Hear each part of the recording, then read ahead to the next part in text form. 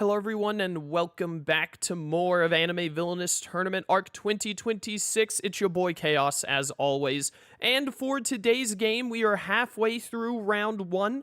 Our 5th match in this year's tournament arc is going to be the very bottom left of the bracket. It is Naomi, returning champion from last year, versus Divitae. I mispronounced their name as Divitae before because when I see T-A-E, I always think Tay, but it is Divitae, which I will be endeavoring to say correctly throughout this video. But it's going to be these two going up against one another. We're not going to get a reveal of a round 2 matchup from this one, but that's fine because it's going to be a good set of games either way, I imagine. So let's get right into this match. All right, and so here we are with Game 4. It is Naomi against Divitae. I mispronounced their name in the bracket video. It's Divitae, and I'm going to do my best to remember that it's Divitae every single time. I'm going to pronounce the tie to make sure that I don't forget, because every neuron in my brain wants to say Divitae when I look at it. I might have even mentioned the Divitae bit in the opening bracket thing that I'm going to record later now that I think about it, but Here we are. I just have to remember Divitae. It's Divi, like Digi, and Tai is the protagonist in Digimon Adventure.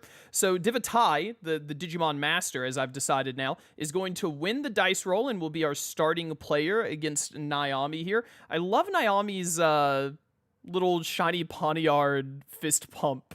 Is that even count as a fist? I love this profile picture that Naomi has up here. I've had this Akechi one for so long. I need to mix it up at some point. Looks like Divitae has already decided what they will be banning. And it is going to be another Yaldabaoth ban. We have had a lot of Yaldabaoth bans this tournament arc. I gotta go back and look at the qualifier stats. Were people getting rinsed by Yaldabaoth left and right? I need to do some more research into this. See if I can figure out what has everyone so spooked about Yaldabaoth in this year's tournament arc. Naomi is a player that thinks very, very hard about how they want to ban, and it's going to be the Cell ban. I remember from previous Naomi games that Naomi just loves to really think out their bans. I think they think out their picks for a pretty long time, too. They put a lot of thought into it, which I respect. I respect that. You're not on the clock for this part. It does mean that I have to just, talk some nonsense for a lot longer. So, you know what? I'm going to take this opportunity. Actually, I need to open up my my Google Doc in case I need to end up putting any specific times. Yeah, there we go. Get that open.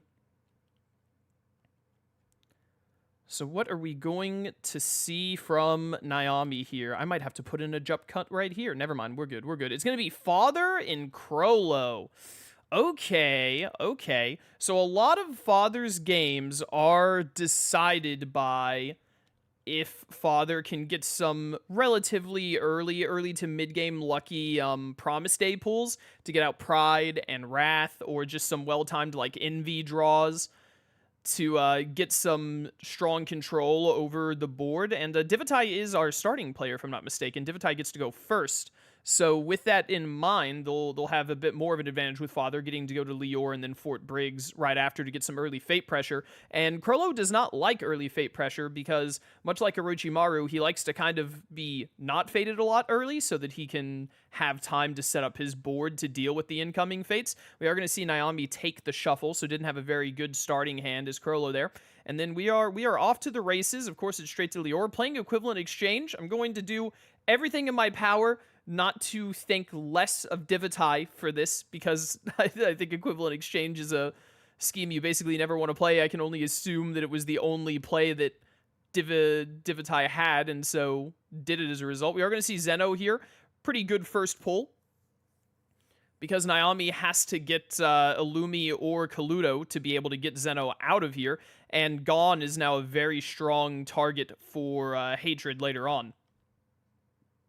I'm going to see Mei Chang shuffle back in that Divinity. May as well. Oh, Naomi is the one who does discard piles like this.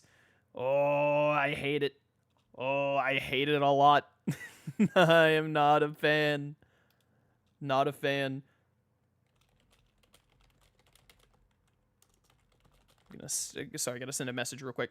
Then we're going to see a Shalnark discard, along with a big discard, actually, and then just hard playing Hisoka immediately. Then we're going to see the 4 Briggs turn here. Got Gluttony out at Lior. That's very good.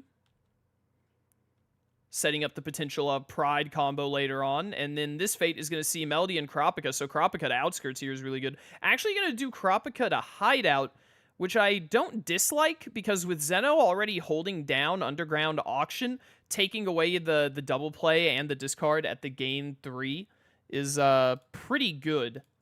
Gonna really slow down Crollo early here. Yeah, it's a lot better having the clock a little bit higher there, so there's room for pulling out the Fates there. Very nice. I have streamer mode on. Why does this keep happening? This happened last game. That was my Discord, not your Discord. I'm sorry about that. Why does my streamer mode keep... I gotta start checking my streamer mode every time I start stream now. We're gonna see Hisoka moved over and Bonolanov to give him a +1 to get Kropica out of here immediately. Honestly, I don't hate that play. You want to open back up this hideout. You want to get Kropica out of here because he's going to be messing up all your stuff. And we're actually going to see the hard Pride play here to just immediately get rid of Mei Chang. I definitely like that as well. You have the power for it. You have the immediate kill off of it. Why not take advantage of it? Bonolanov's going to be activated here to give himself a strength back. So now Naomi really, really wants to see Mustang in the next Fate or two, because Pride is going to hold down Lior very effectively. Mustang to kill him, or you want to see either Hohenheim or Armstrong are the only ones who can really combat that, and both of them will die to one ally being played. Just one strength or one power to throw out Greed or Sloth will deal with Armstrong or the other one I said, Hohenheim. So you really want Mustang pretty quick here. We are going to see Coluto, so and immediate Mustang. That's very lucky for Naomi. Naomi really needed to get that to hold down this Fate pressure, because otherwise Divitae would have been doing a storm of Fates here right as Naomi is getting through this early pressure. We're going to see Philosopher's Stone shuffled back in, and then just hard playing a Mannequin Soldier. I don't mind hard playing Mannequin Soldiers. I think it's usually worthwhile if you don't have a better play. We are going to see Gone here, and yeah, I'd probably be covering Outskirts here over York New and get Coluto out of here. Zeno, unfortunately, is still not long for this world, but still a pretty good timing on that.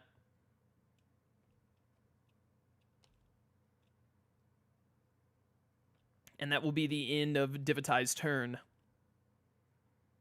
Man, it takes so much forethought on my part not to say Divitae. It's just what sounds right to me for some reason. We're going to see Binding Loyalty thrown out, and then a clash on Zeno. Zeno, however you say it. Listen, I'll endeavor to say the competitor's names correctly. I don't give a crap about the cards in this game. I could not care less. Father's Throne at Xerxes, very interesting. And then putting back in Pride, are we going to see a Promise Day here with the second play? Putting back in Wrath and Lust. Oh, and that does trigger Binding Loyalty as well. Going to throw Lust down at Lior. I was thinking twice about it, maybe.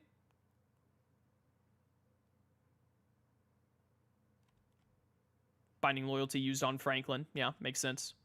With Gone sitting there for potentially a little while, you want to have that play card there. Is going to throw down Lust there, preparing to recoup some power on the Mustang kill. And we will be seeing Naomi go to Outskirts this turn instead of going to Hideout. Huge discard, a bunch of bad cards. All of those cards are pretty much worthless other than Franklin. That does trigger Equivalent Exchange because the form was among those, if I'm not mistaken. Choosing to take Shapeshifter, wanting to potentially clash Mustang instead of having to play Sloth or Greed or something into it. We're going to see Automail and Gate of Truth. Yeah, this is a pretty good Gate of Truth timing here.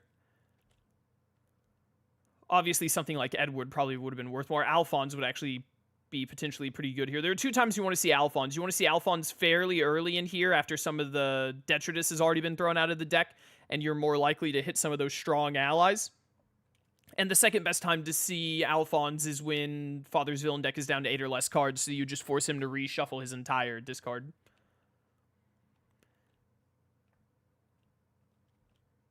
Was Divitae... Divitae is not discarding yet, just going for the Fate first. Crush the Spider and Judgment Chain. Moving Gone into Underground Auction isn't too bad here, but that's a relatively weak Fate, all things considered. Could have been worse. Could have been that double Crush the Spider that I think Lark had to go through, like, twice.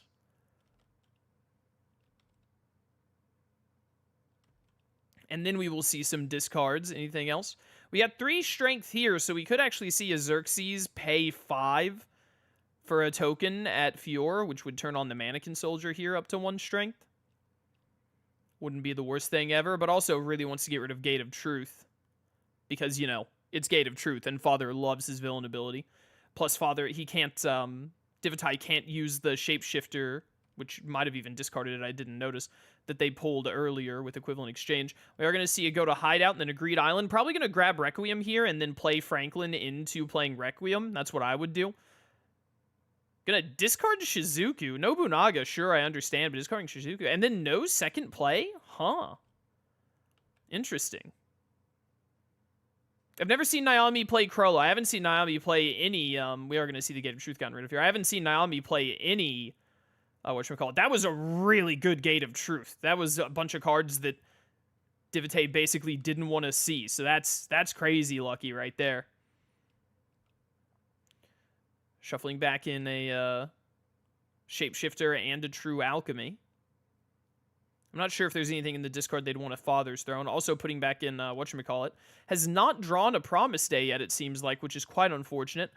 We're going to see Naomi go over to and replay Bonolanov and choose not to put a strength on him. Worry, but on it, whatchamacallit. This is the only ally out and Rogue Limb is coming up, so I understand why you do that, actually.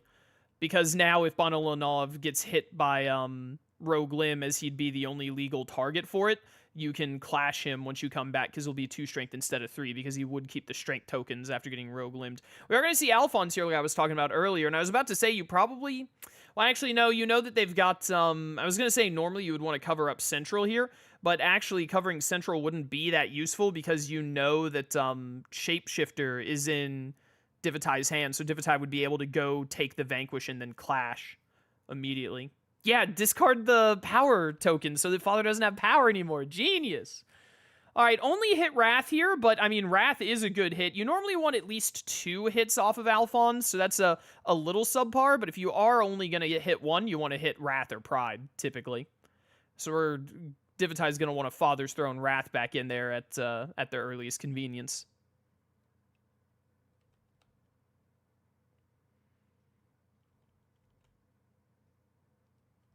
We're going to see Greed thrown out here. So giving up on the potential of clashing via Shapeshifter then, because Greed will not allow that to happen. Kind of surprised you're not just putting Greed at Lior to try and get a really easy token before you start murdering everyone here and getting power back via Lust. We're going to see Leorio and Justice. This is an obvious Justice. Leorio doesn't really do much here other than cover actions. He literally does nothing here other than cover actions. And then we're back over to Naomi. Father's got the top fate kind of taken away at the moment, which isn't typical for Father. Also, an Automail could come out here anytime, because I think Edward could come out at any time, but is getting a good amount of stuff on board. Got a Greed sitting around, Gluttony and Lust both at the top fate, and Mustang isn't coming to kill Lust anytime soon. Divitae is taking note of what fates they have coming up. I think we have Killua, Hatred, and... No, did we see Hatred, actually? We might have seen Hatred in one of the early fates, but I don't think we've seen Rogue Limb. So we've definitely got Rogue Limb and Killua coming up here. And then I think we saw Melody with Kurapika, so in here is probably... We also probably have the other 2 strength there. Neon, I'm not sure we've seen Neon yet. Silva, we definitely haven't seen Silva. So there's a Rogue Limb and an ally discard in here, and Hatred for Melody, or Killua to come back. Not Killua, Kurapika. Kurapika could come back as just a big body, or Melody could come back and get rid of these eyes or Greed Island. We are finally going to see that Franklin play into Machi, and that leaves one more play a card, and Machi does move over because of Justice. And then does have one more play a card due to Franklin. Franklin was the Machi play, and it is going to be Body Double. Very, very likely to trigger. Are we gonna... It might trigger immediately here if we see... I'm pretty sure Promise Day will trigger it. We are gonna see Wrath put back in. And then another hard play for Pride. And not even going for the Promise Days, just getting Pride out there. And then we are going to see the kill via True Alchemy. Gets a power back from the Gluttony discard. I would go ahead and discard that Mannequin Soldier. It's not like Mei Chang is coming back anytime soon. But I guess in Umbra Circle. Both Umbra Circles are in here, to be fair. Going to be the Scarlet Eyes here. Looks like Naomi wants to build up a lot of power as quickly as possible. And then Machi and Bana Lanav are pretty good kills for Justice. Obviously, you don't want to have to lose anyone to Justice, but when you got to discard, you got to discard, and those two are good options. We're going to see a Spider Limb to put Greed Island sideways, which makes me mad, especially when Naomi does discard piles like this. But it is what it is. Yeah, there is the Umbra Circle, so that's nice. 2 power Ling Yao. I mean, honestly, I think you take Ling Yao at Central, maybe. You see the Shapeshifter in the discard there? I'm not sure. The Shapeshifter can't be done because Greed is out, so I'd probably Ling Yao over to Central, because that will make that location doo-doo. Very technical term I use there. We're going to see Divitae go over to Fort Briggs. Divitae really wants to hit this first war pretty quick here. This is 7 strength of allies, so it's only a 1 cost. I think it's... Yeah, I was about to say it's what we're about to see. So there's the There's the first war out. And with Pride there, that top fate is soon to be recovered. There's Neon, and we still had the other Crush the Spider. I think this is Rogue Limb, Killua, and Hatred, if I'm not mistaken. So honestly, Divitae, if they think ahead about it, they're probably going to be multi-fating the rest of this Fate deck. Or no, not Hatred. I think we saw Hatred pass. It's Silva, Killua, and Rogue Limb, if I'm not mistaken. And honestly, I think that's worth multi-fating. Naomi is definitely... That is going to trigger Body Double. Naomi is definitely behind right now. Really needs to pick up the pace. Needs to get Neon out of here immediately.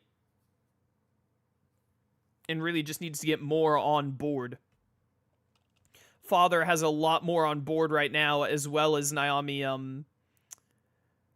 as well as having 1 transmutation token, and we could even see the gain 3 and then spend 5 into Fort Briggs, putting down another token potentially.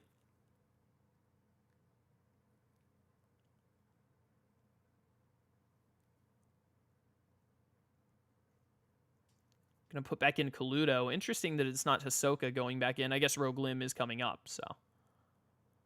Are we going to go to York New here to just immediately kill Neon? Or are we going to try and go to Hideout and maybe try and set up a kill on Gon so that you can clash Neon and kill Gon simultaneously? Oh, it's still Divitae's turn. Sorry, my mistake. I thought the Divitae ended their turn. They're going to do a bunch of discards and then just draw, and then that's their turn. Naomi is going to be going straight to York New to blow that up, and it's going to be the Finks play. Big draw and then discard. Getting rid of Cortopi here. Interesting. I feel like Cortopi would be pretty useful right now.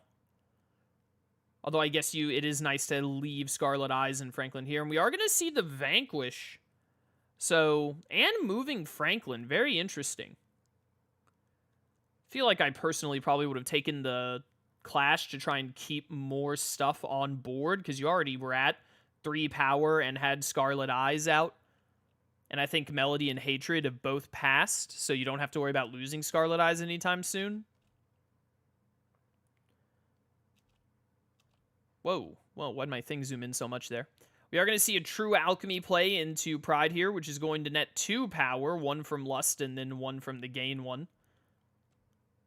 This is a pretty strong Father game going right now. And it is going to be the multi and then just put Killua at Outskirts. Yeah, I think you put Killua at Outskirts. You could double stack Underground, but I don't think that Underground's getting opened anytime soon. Not without a huge loss. So, okay, gonna put him there. Fair enough. I think we do know that Naomi has Kaluto in hand. But honestly, that just means that Naomi goes to Outskirts, gets a ton of power, plays Kaluto, and then gets to move to Underground and trigger Kaluto again. outside of Silva being played to kill Coluto, but then that means that all of the heroes are sitting at Underground instead of anywhere else. Naomi could also just go to Underground to boost out more cards via Franklin, Coluto, and another card, and then punch either Killua or Gon. I'd probably I'd probably punch Killua in that instance, rather than Gon, since Gon's a discarder. We're going to see the Franklin activate. Not an activate, like a replay, but you know what I mean. I'm thinking twice about it. Gonna check what's in here. I think it's Silva and Rogue Lim, if I'm not mistaken. So we're going to see Franklin into Coluto, -2 on Killua, presumably. Could choose Gon instead. Did choose Gon instead. And then a Bloodbath to... Oh, okay. That's a pretty... And then moving over Scarlet Eyes. That's a pretty crazy play. But I don't know about moving Scarlet Eyes, to be honest, because you're going to Outskirts next turn, presumably. That's a pretty crazy play, but now there's no Rogue Lim or Silva target. So on it, if I were Divitae, I would be going to Xerxes right now. I would be going to Xerxes and playing Wars or boosting out whatever cards I can. Maybe using Father's Throne to get another War into the deck. I would not be going for a Fate here. I would wait for Naomi to throw something else out. Or I would at least wait until the following turn when Naomi might move back to the top Fate. We're going to see a hard Wrath play here. There's no Mustang in the next 2 Fates minimum, so not too shabby. We're going to see another multi, and it is a whiff on Rogue Lim. I definitely wouldn't have multied there with one of them being Rogue Lim. Probably if you're going to Fate, you should have full Fated to play Silva just to cover actions. This could be the opportunity that Naomi needs to get back some momentum. The problem is that Lior is very well guarded, even if you pull Armstrong or Hohenheim here.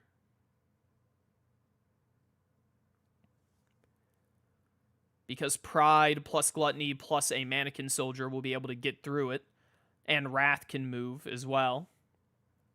So with Wrath out, that means Edward is dead on arrival. We're going to see Greed Island being put down at Outskirts to pick a card here. This is looking pretty darn good for Divitae because Naomi has gone through an entire deck shuffle and just has the 2 items to show for it. Very, very behind in setup compared to Naomi. I'm not sure which one I would play here, to be honest, with Wrath being out. It's probably just Edward to Xerxes. You don't want to play him into Pride for sure, and then Wrath is moving to wherever he is to kill him.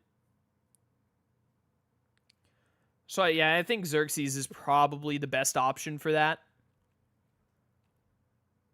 And then we're going to see Hisoka thrown out. I'm not sure if there's a good target in here. Ah, Franklin is in there. What am I talking about? Franklin and Coluto are both in there, of course. But now Hisoka is doomed to the Silva play. Unless it's a full Fate and you pull Gon off rip.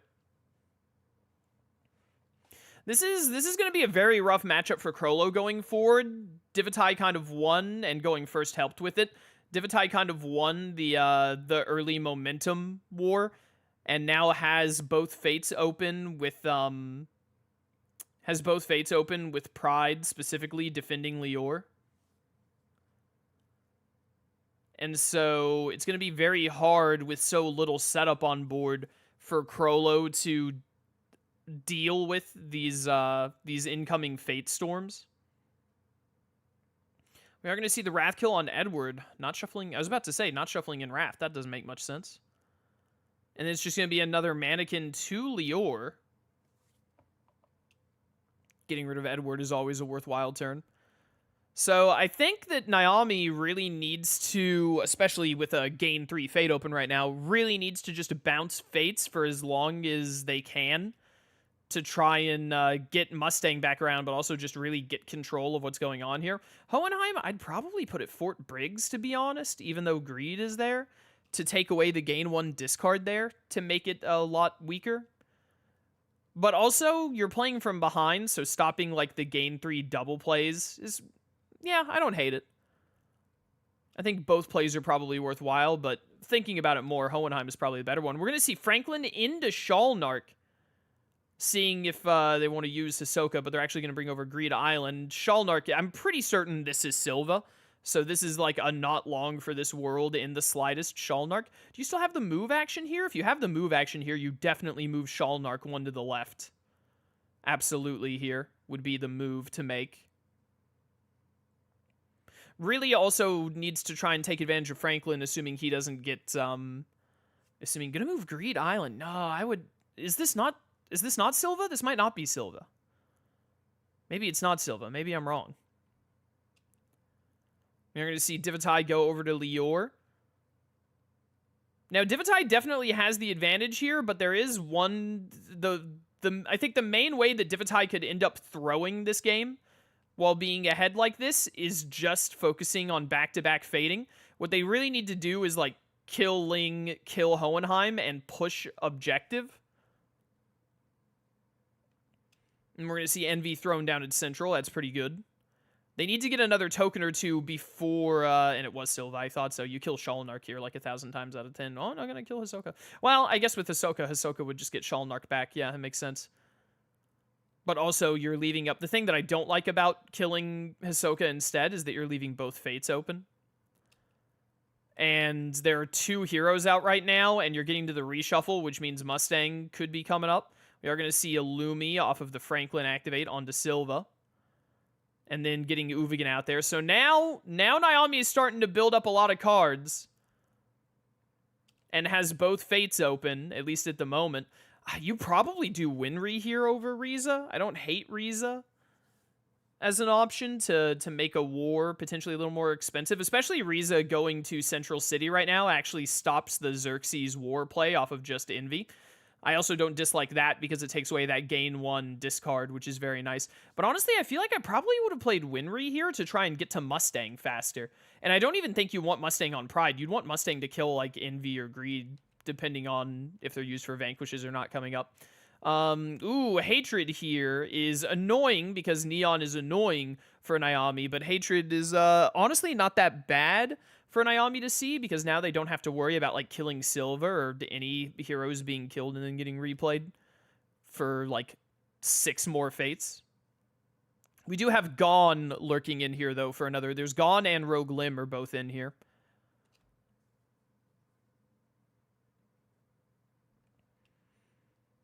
What are we going to see from Naomi here? If they have something like Machi to play to Underground, that would be pretty good. They could go Clash Silva and just do the Vanquish on Neon. And then next turn, they either get the Gain 3 Fate with Scarlet Eyes or even the Shalnark play. Now, you'd want power back at that point.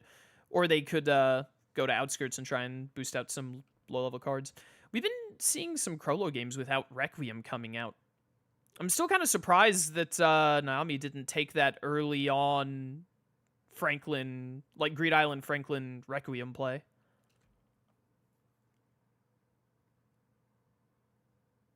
Or no, did they use Greed Island to grab Franklin that turn, so they might have just not had it? I don't remember. That was a while ago. Looks like it is going to be Underground Auction to punch Neon and just play a card and move.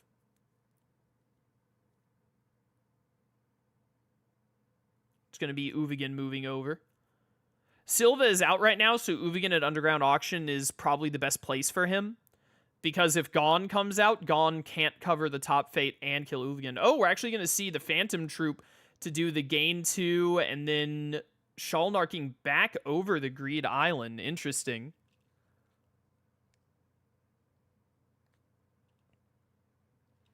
Must have not had a card that they wanted to play with Franklin, or there's just a specific card that they really want in hand right now for next turn, and then we'll see the Clash on Neon, and the move was Uvigan. All right. Divitae is going to go back over to Lior. See, I'm getting a little worried that Divitae is tunnel visioning on Fates right now because there are a lot of heroes sitting around. Divitae is not taking kills, is not going for Promise Day replay. We are going to see a Promise Day here, though. Did get Wrath, which is very good.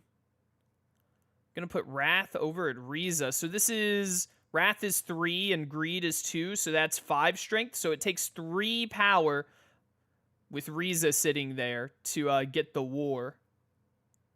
Is going to shuffle back in that starter war they pulled with Promise Day. But see, like, Crollo is building up a lot slowly but surely with those early Scarlet Eyes and Franklins, and is sort of mounting a comeback right now, and I'm worried that Divitae is focusing too much on just trying to punch Crollo down instead of pushing advantage, and now it's resulted in, because Ling Yao has sat there for so long, Hohenheim has been sitting here for a little while, and now Riza is here. And as we can see here, Naomi not only has both fates open, but also has a very strong underground auction setup. So, I mean, going to underground auction and Scarlet Eyesing to gain 3 fate and do a move action with a play is insanely good. And this is where Father starts to struggle, is getting just absolutely slammed with fates in the early and mid game, especially. It can happen to him at any point in the game, honestly, but when he's in the late game, he can try and eke out into Showdown and then Divinity his way out. We're going to see Franklin play Shizuku and move over Uvigan, actually, so it's going to be a free kill on Silva, potentially. We're going to see an Umbra Circle and then an Automail on Hohenheim. Very, very painful for Divitae right now.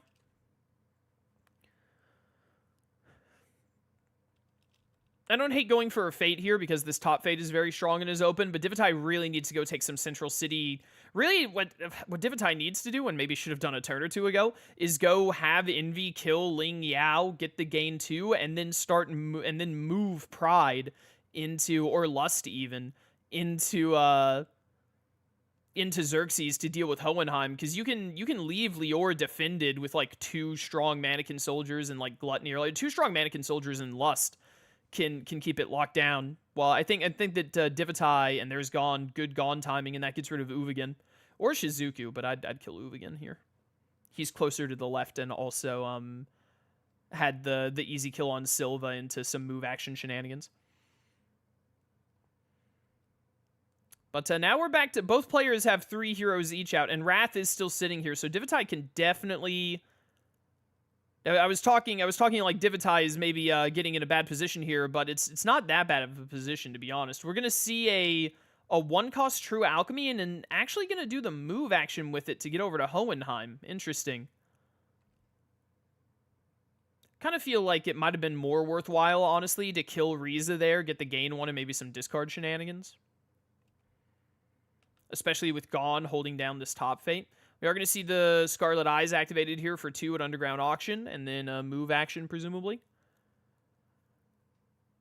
Moving over Shizuku. I would move over Shalnark so you could go clash Silva and Shalnark in the Scarlet Eyes, to be honest. Not necessarily this very next turn, but potentially the following. Oh, but never mind, we have another Phantom Troop. Okay, never mind. I didn't know Phantom Troop was in play. So yeah, definitely moving Shizuku in to hit the Phantom Troop on her is better than...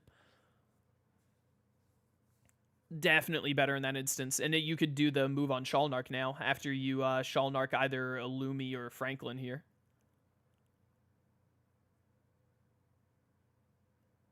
Shalnark, Illumi or Franklin? Illumi is moving another one from the left to the right, which I don't love, because eventually Divitae, with all of these strong allies out, is going to get out of this hole they're in and be able to rush.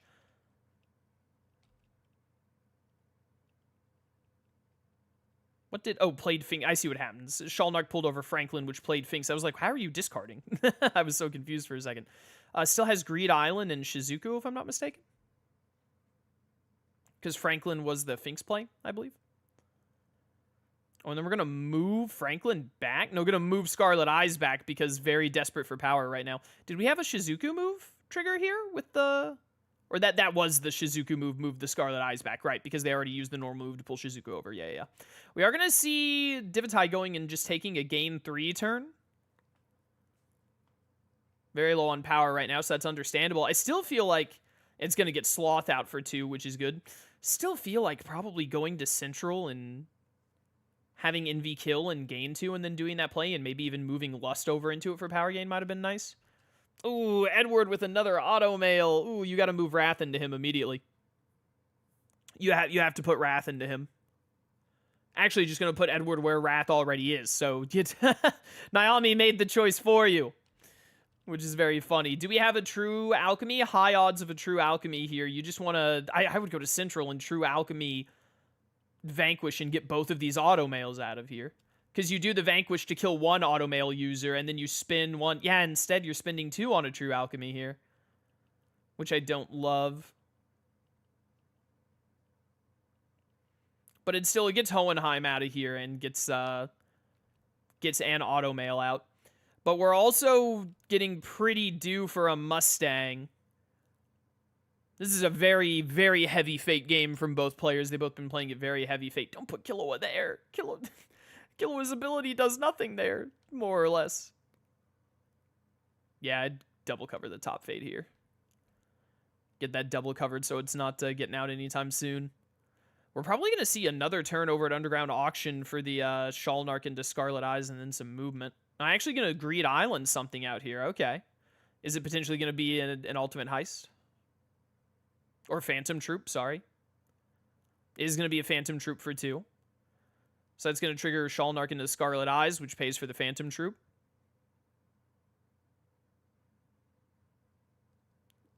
And then we're going to see a Greed Island pull on Kaluto with the Franklin play playing Kaluto, which is very good.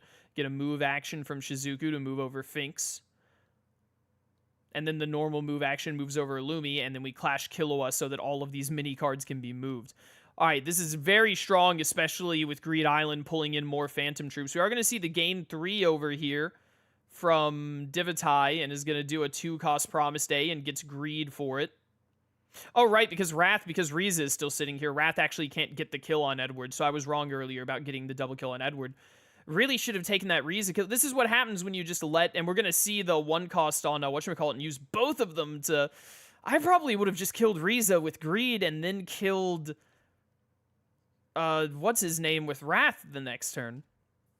I forgot about Riza being there because she was covered. This is why you can't let heroes sit like this, because your central city has been locked down and useless for so long.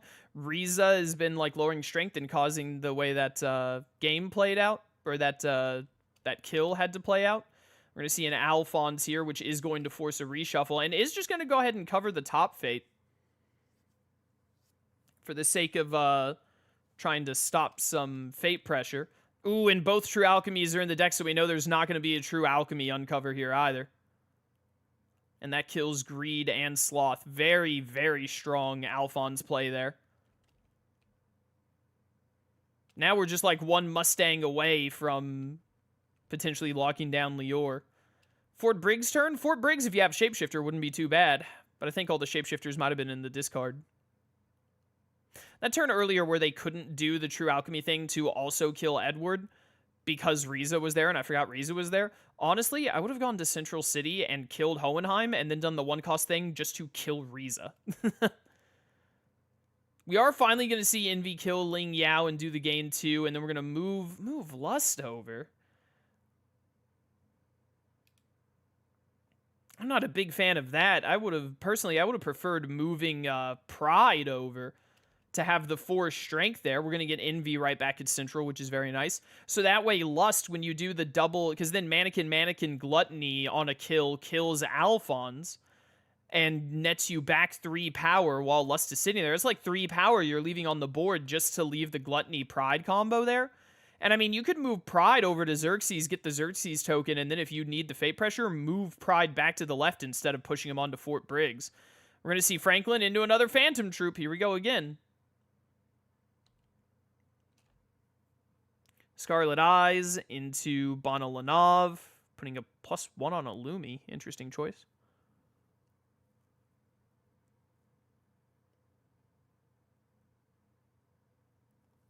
And then we're seeing the Greed Island pull. And this is going to trigger Kaluto on Gon, so Gon is getting clashed here. Naomi is really clawing this game back. We're going to see Shizuku move Shalnark. I think that's all of the actions there. Oh, deciding not to move Shalnark, actually? No, it's moving Shalnark. That's what you should do. Do we have another play a card action here?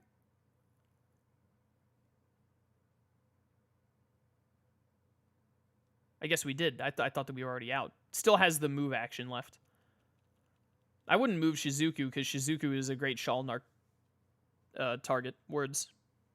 Clash gone, and then we could see a really good Even if it doesn't lead to a card play, go here, use either Shalnark or the gain 2, Clash Silva, get him out of here. We are going to see the true alchemy here. See, you're missing out on... Why are you getting rid of Mannequin Soldiers? Just have Pride do the kill. Did you think that Lust was still here? Lust is the one you moved. See, this is why I think it would have been way better to move Pride. You could have killed Alphonse. These mannequins would have gone in the discard, which makes the Mage Hang bait, but whatever. But then you would have gained 3 power with the 2 mannequins plus Gluttony. 4 power with the gain 1 at your location. Would have been a lot of progress. Yeah, Zeno on the top fate. Even though Coluto is there, it forces a turn of not fading, but having to go to Underground Auction. Still only at 1 token. Divitae really needs to get the next 2 tokens really in quick succession. Oh, we're actually going to see Coluto moved over. That's really smart. That's really smart. Coluto moved over with Shalnark to get the free kill on Silva, so then you can gain 2 and move Shalnark over, and then you have power for a play a card. Very smart. Very smart. I think there's a world where maybe going ahead and pulling Shizuku... No, getting the move action there, that was the best play for sure. I was thinking maybe you Shalnark Shizuku and then just move Shalnark again and then Clash, but nah, doing it that way is definitely the best option. And then a Cortopi play into attaching Scarlet Eyes. Or no, attaching Bonolanov and then Spider Limbs with Scarlet Eyes, whatever happened there. A lot of attaching. We're going to see the hard play on Wrath. This is 6 power, so 2 power will get the second token if you have War. And indeed, we do have War. So now, what Divitae really wants right now is Shapeshifter. If they could go to Fort Briggs, play Shapeshifter to move either Pride to the left, or you'd probably move Wrath to the right first. You want to move Wrath to the right and Pride to the left to get the last of these tokens, if possible. And getting to Clash Riza at the same time to have a clear territory, but I do think we're about to get Mustang. And with Lust out of the way now, Mustang killing Pride here, there's still enough strength here to just kill everything at Lior, but it means that Lior becomes contestable again outside of a Promise Day quickly replaying Pride. We're going to see a hideout turn in the gain 3 with Scarlet Eyes. We don't have enough here, do we? 1, 2, 3, 4, 5. Technically 6 with Shalnark being here. So no, not enough to get into Showdown, but could see some serious gains here. Kind of surprised that, we're going to see Phaeton, right? Phaeton means that it's technically 7, because I forgot Phaeton was an option. Kind of surprised that we're not seeing Naomi go to Zeno. Oh, no, well, Coluto's not there anymore. No, so, yeah, why would you? Never mind. Even still, not going here to move Shizuku over and then with another move action, like move over Greed Island or Franklin, and then set up the big, like, Phaeton Shalnark, like, yank-in turn potential kind of deal. We're going to see Divitae go over to the top fate and do some discarding. Are we going to see we're going to see another equivalent exchange. Bleh. Bleh, I say to that. Bleh. Why did we multi-fate there when Crush the Spider was in the fate deck? What else is in here that you multi-fated there? I think Rogue Limb is in here. Crush the Spider, Rogue Limb, and some other third thing? I definitely wouldn't have taken a risk of just... I mean, 0 power here does kind of suck for Naomi, to be honest. It's not the worst. But also, I mean, Naomi doesn't really hate just going to Underground, triggering Shizuku to move Shizuku, and then moving Shizuku over. 1, 2, 3, 4, 5, 6. Yeah, with the double move, getting Shizuku at the far left makes... with Shalnark included, that makes 8, because Shalnark can just immediate yank Coluto. But I think we do have Rogue Limb coming up, so we are going to be seeing a Rogue Limb play on one of those. So it wouldn't be great to just try and go for it here. But also, there's nowhere else really good to go to make use of Crollo's ability, because Coluto doesn't do anything here. Could see a world of just going to Outskirts and doing some discarding and other such shenanigans. Gonna do the move on Coluto. And then I was about to say, are we gonna Spider Limb? I'd probably Spider Limb Shizuku, to be honest, over Franklin. But that is 1, 2, 3, 4, 5, 6, 7, 8. So that is a full 8. So Divitae has to fade here, and I think it's a guaranteed Rogue Limb, which will buy another turn. But it also means that Naomi could just go to Underground and do the double Shizuku move I mentioned earlier to get right back to 8. We are going to see Fort Briggs. I was about to say Shapeshifter would be fantastic here. Be fantastic, and then you probably move over Pride so you can go to Xerxes, or you could even just go to the top Fate next turn and with 2 power get the 3rd token. Multi-Fate on Melody, which is going to kill the Scarlet Eyes, so that's 1, 2, 7 now, I believe. 1, 2, 3, 4, 5, 6, 7. Yep, 7 instead of 8. And then the Clash on Riza, and then I would use your ability, I would move Pride to the left, to be honest. Don't worry about holding down the top Fate, because this top Fate is super locked right now. All of the strength losses are at the far left. I would hardcore be going for, just hardcore be going for getting the last of the tokens.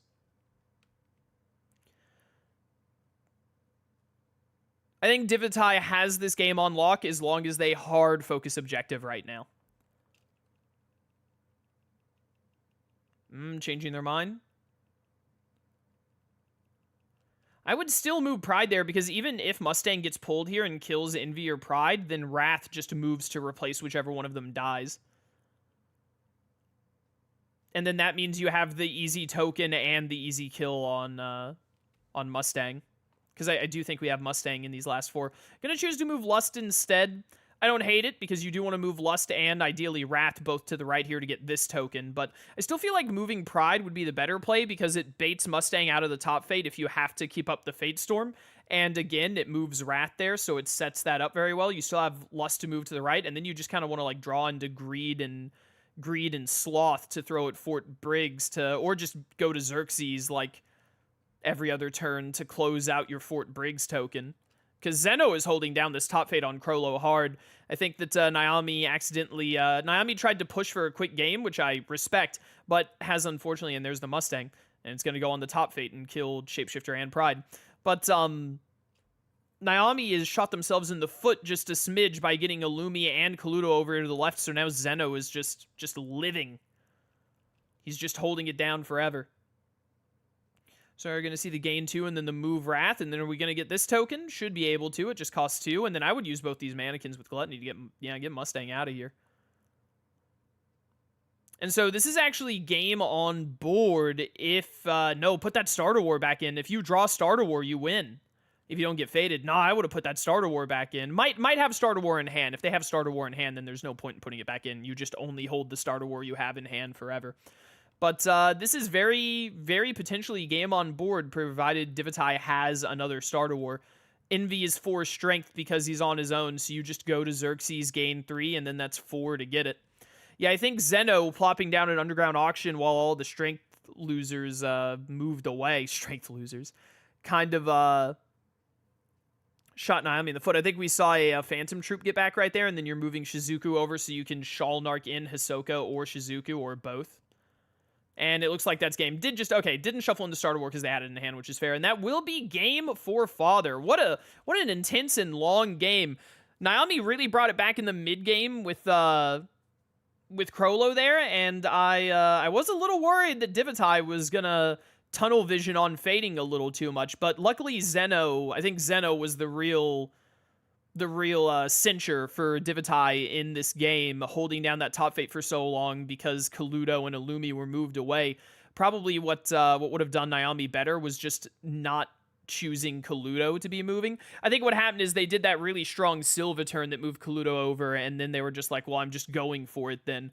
But it kind of backfired a little bit when Zeno happened to pop up on the top Fate and then just hold it down, really neutered a lot of Crollo's Fate pressure and messed him up a lot. So now, Naomi is going to be our starting player and is going to ban Cell. It's just going to be ban Cell and Yaldabaoth again. These two players have decided what villains they don't want to play against, and by golly, they're not going to play against them, chat.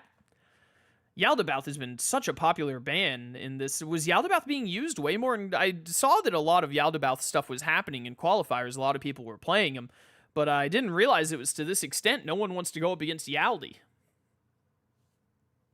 Divitae is going to choose Yuno. Yuno's been very popular this tournament arc. I don't think we've gotten to see a single Toguro game yet, have we? We've seen some Toguro bans. I was really looking forward because a lot of people are playing Toguro and Shishio, I think. Ooh, Croc into Yuno. This is gonna be a fun matchup. Didn't we have this matchup? Did we already have this matchup? We had a Crocodile game. Was it against Yuno? Was that Croc into Yuno? I don't remember. I don't recall. I think it was. Wasn't Doc and Dragonfly? Wasn't that Yuno and Croc, I think? Not a matchup that I would have guessed we'd be getting twice. I might be misremembering. I've gone through so many games already this year. But there were a lot of Shishio and Toguro games, which are villains that I made, so I'm a little biased, I'm a little biased. But there were a lot of Shishio and Toguro games in qualifiers, and I don't think anyone's picked Shishio or Toguro yet, and that makes me a little sad. I was looking forward. I was like, oh, people are really playing them? I'm going to get to commentate my own villains in Tournament Arc, but it hasn't happened yet. I mean, we still have plenty of games to go, so, maybe I'll get lucky and it'll end up happening, but I long for getting to commentate my own villains. I got a Diaboromon game, at least I got to commentate. We're going to see straight to Yuba, which is pretty much always Crocodile's best first turn unless he has a really good double play. And we're going to see Yamotsu just thrown on to Yuno's house because he has the most strength. Oh, sick! Yuno's in Showdown! Whew, man, that was fast! I didn't realize that Divitae was this good of a player. My bad.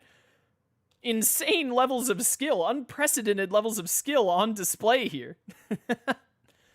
We're gonna see Yuno go to Abandoned Hotel. Yuki's gonna get rocked to go over to Yuno's house. I'm gonna actually try and keep track of a rock. I've got my little thing over here to keep track of when I have to do breaks. We're gonna see early Yuno diary, which is really good. But I'm gonna finally keep track of how many Yuno things we're going through. We're gonna see Chopper here.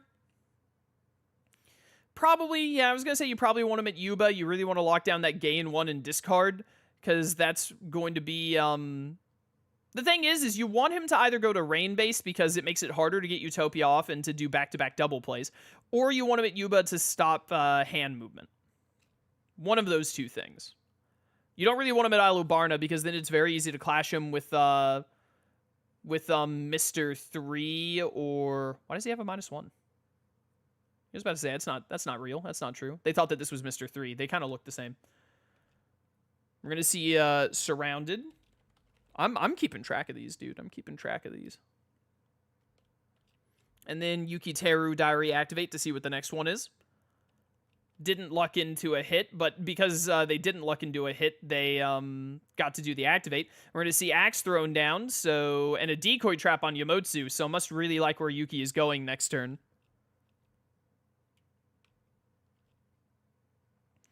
Yuba turn, ability to draw. Going straight for the Fate. Going straight for the Fate. We're going to see Aru and Rejection. So Aru is very unfortunate for Divitae here. Really going to mess this up. It was someone's after me. Oh, interesting. So it wasn't really a huge one, but this wasn't going to be like, I thought we were going to see like Abandoned Hotel or something to get the double loss with Axe, and then wouldn't have been a clash into Yamotsu, but would have been some damage. And put the card back on top, so Yuki will be moving to Yuno's house, which means this Decoy Trap is pointless. And it's not really a good turn with so little strength, because the Axe would be lost if Divitae went to the left. So probably not going to be getting strength loss on Yuki either. Divitae really wants to be seeing Stalker pretty early here and get some motion going. We're going to see Miss Valentine thrown out. This is a really strong Croc game so far. I love me a good Croc game. Oh my goodness, it's someone's after me. Who could have guessed? I'm going to put that down. I'm just going to write that down as someone. Somebody that I used to know. We're going to see some heavy discarding and throwing out Parent Skulls from Divitae here. And then we're going to see the Duck! Yeah, so the Duck and VV go straight to Rain Base. Straight to Rain Base. Do not pass go. Do not collect 200. Do not collect your Poneglyph power. But you don't want to... You pretty much never... It's very, very, very rare that you don't put Karu and VV at Rain Base. Because if you put them at Yuba or Alubarna, then Crocodile doesn't care. He just gets to clash them while gaining 3 or fading, which is nice for him. So they always go to Rain Base to force the very weak clash turns. Of course, if Utopia's already happened, you might play them to Catacombs for a double hero cover on Catacombs. And again, the play discard isn't very good for Crocodile for clashing. What Naomi really wants to see now is Golden Hook or Hidden Blade to punch Chopper pretty easily. Or Mr. 3, but honestly, you'd probably rather kill Chopper and then put Mr. Honestly, Double Finger into Chopper wouldn't be bad. You really want to see Mr. 3 into Karoo and Vivi, and then get some free vanquishes. We are going to see the Hidden Blade. Are we going to keep it or put it in hand? We're going to put it in hand because we're planning to, I'm saying we, like I'm the one playing. Because Naomi is, probably going to be punching Vivi. We're going to see Hinata kicks the key here. I'm going to mark that down on my little list. Hinata kicks. Too often I've been commentating Uno games and been like, I don't know what these last 3 cards are. It's really hard to tell what optimal plays are, but not this time. Not this time. I have to remember that Hinata kicks the key is the one that goes to Abandoned Hotel, though. That's the real hard part. And then we're going to see Stalker thrown out. We also saw Myrrh played, and I believe Myrrh was activated there to pull out. This is the problem with me trying to keep track of the diary deck, is that I'm missing some plays. And we are going to go straight over to Rain Base to get this clash on. And we are going to see Mr. 3. So you clash Vivi here, and then anytime you get to take a Vanquish action, either at an open Alubarna or via playing Mr. 1, then you just get the free kill on Vivi. Moving Miss Valentine is interesting. I'm surprised that you would do that because you're only killing Vivi here. So now you don't have the potential of hitting Utopia. I think it would be better to leave Valentine here so you have at least a chance of Utopia. Even though a Fate's probably going to stop it. That's an explosion in C2. That's not good for everyone's health.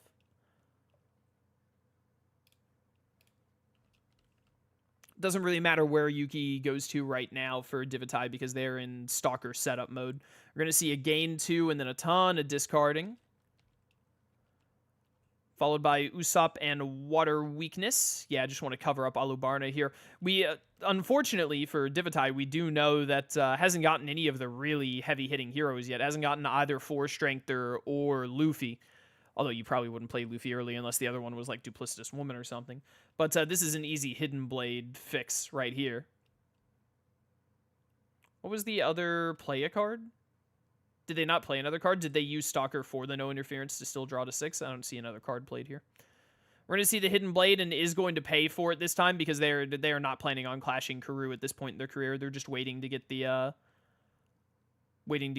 free Vanquish. See, now, if you had left Miss Valentine here, you would have had the potential, if you have Utopia in hand, or if you moved here and drew Utopia, then you could get Utopia off. That's another Someone's After Me. So that's 2 of them so far. And then we're going to see Crossbow thrown out and activate on Myrrh to then play Knife to just get a ton of these items out. All of them but Katana now. Which is very good. It's very nice to have Knife. And then playing Stalker into Stalker just to do hand movement is very funny. And then we'll see Control Console play.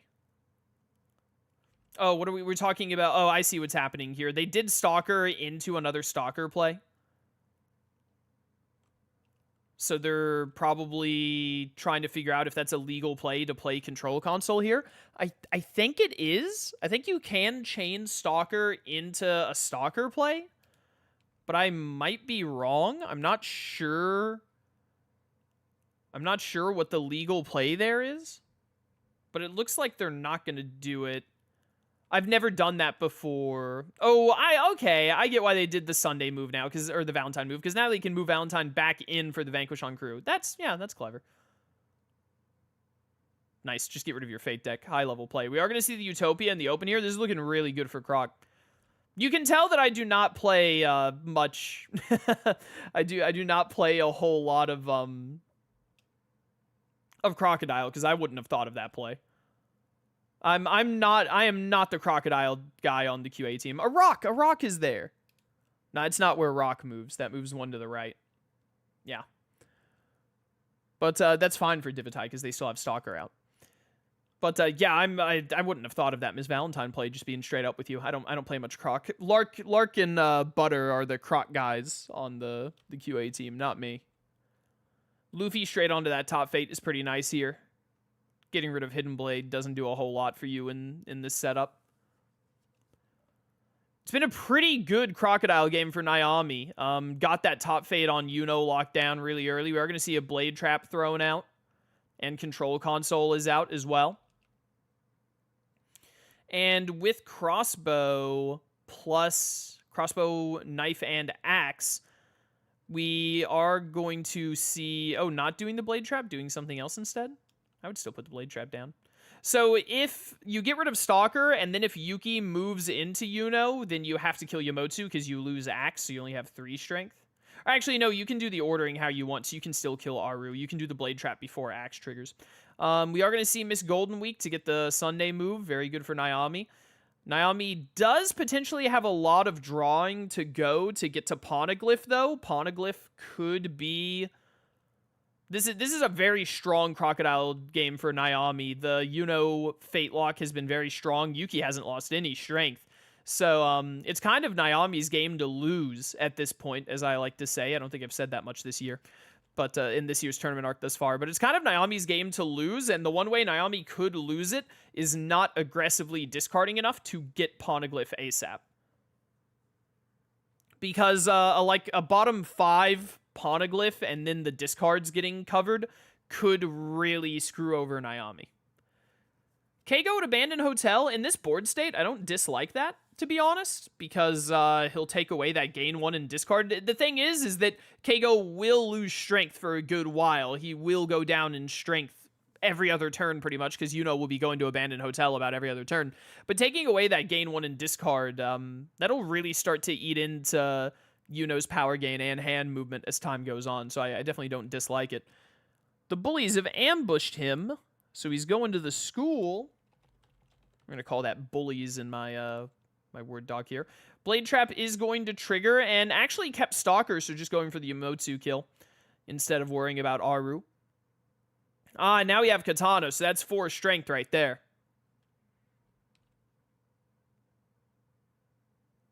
And then we're going to see for the second play is going to be...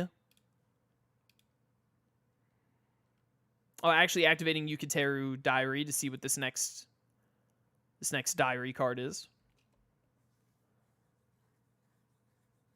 And then throwing out Protect You, and then replaying the Blade Trap via Control Console. I like that.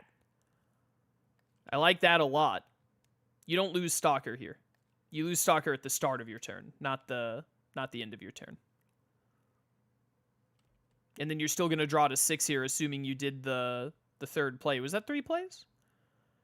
Katana, Protect You. I don't know if there was a third play or not. They were talking about it. Even if there wasn't a third play, you just say that the Stalker play was your second play. So if you ever play a card in your turn, you can trigger Stalker. You just say that Stalker is the play that happened. Unless you couldn't play the card last. But they could have played Katana last here, and that wouldn't have... Like, Protect You, maybe. Protect You and then doing an activate on, like, another activate after might have been a problem. But they played Protect You into the Control Console activate. So no matter what, it was a legal play. They were fine. It's very rare that you can't just say your last play is Stalker, so you get the 6-card draw.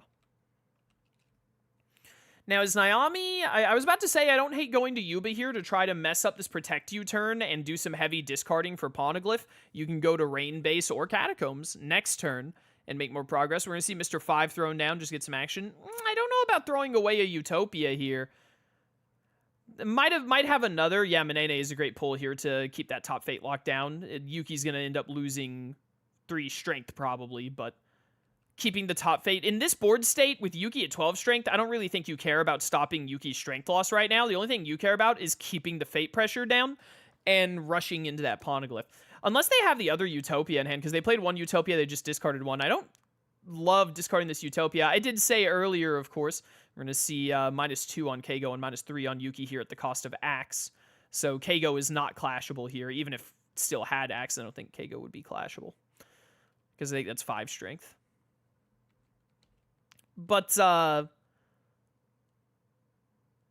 know what I said about needing to draw Poneglyph fast, but also being this low on power, I would really be wanting that Utopia power.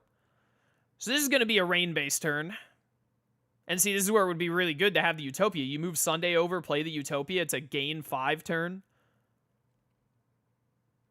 Honestly, if you have the other Utopia in hand, doing a double Utopia play to get up to 10 power so that you just don't have to worry about power for the rest of the game would have been pretty nice. We're going to see another Blade Trap thrown down on Manene and Aru, so that's going to end up killing one of them almost assuredly. Yeah, 0 power. There's no way you're opening this up from Zoro.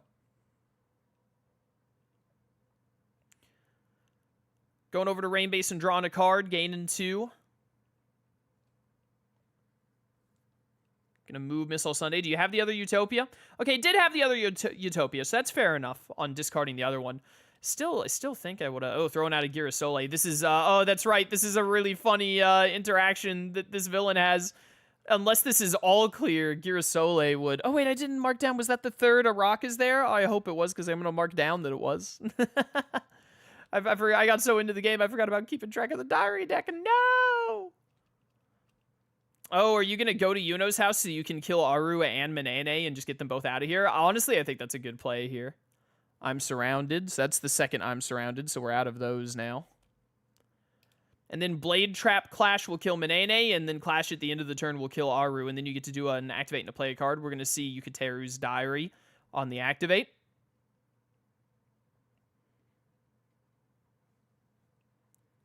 What's our play a card here? Gas Trap. I have a feeling I know where Yuki is going. I think he's going to the left. Or you're just going to leave it there and Parent Skulls it a lot. And then that opens up the Top Fate. So opening the Top Fate here is very worthwhile because this could even be Showdown for Naomi if they drew Poneglyph. So getting rid of Scorpion Venom when you have both of them sitting there like that. We're actually going to see Sandbody thrown out. Hasn't drawn into Poneglyph. See, this is what could really mess up... This is what could really mess up Naomi now. Is not drawing into Poneglyph quickly enough. Because that's going to give Divitae some serious time to try and weaken Yuki and get the territory clean, which the territory is already pretty clean after that double kill at the Top Fate. It's never a bad time, unless it loses you the game, to get 2 hero kills. Yuno loves being able to do that. I and Marco to Yuno's house. Doesn't really matter if I and Marco get hit by Gas Trap, so. Because Yuno has enough strength to be punching them anyway, anytime that a trap is discarded. And that'll be Naomi's turn. Now, yeah, Naomi is desperately in need of Poneglyph.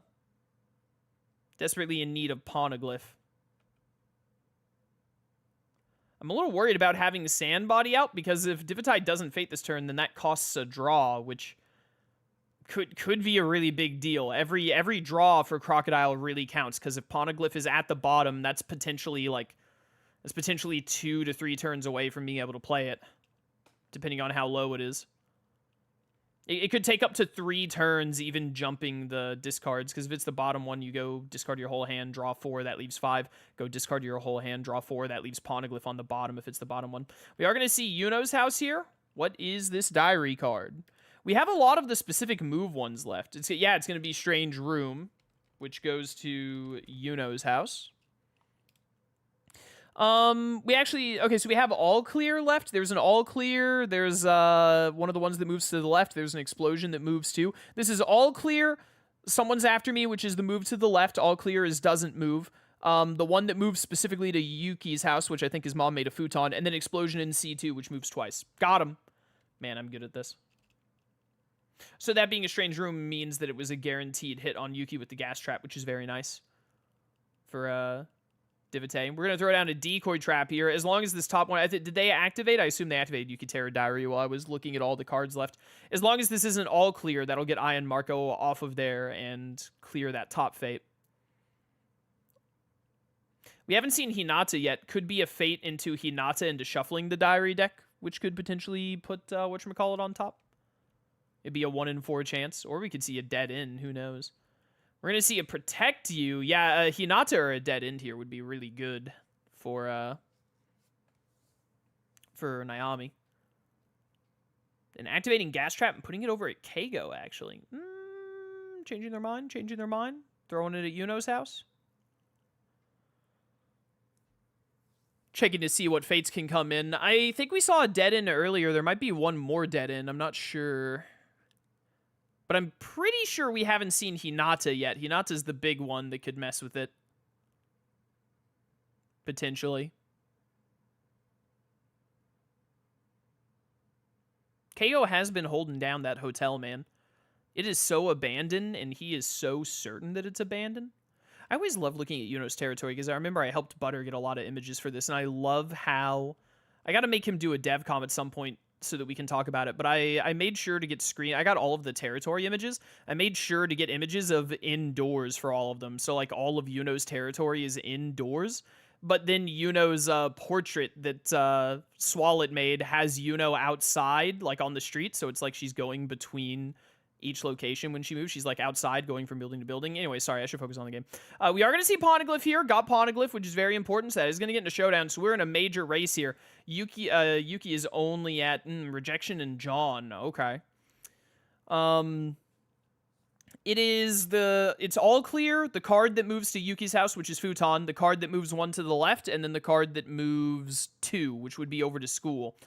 Based on the gas trap placement, it looks like the top one right now is moved twice.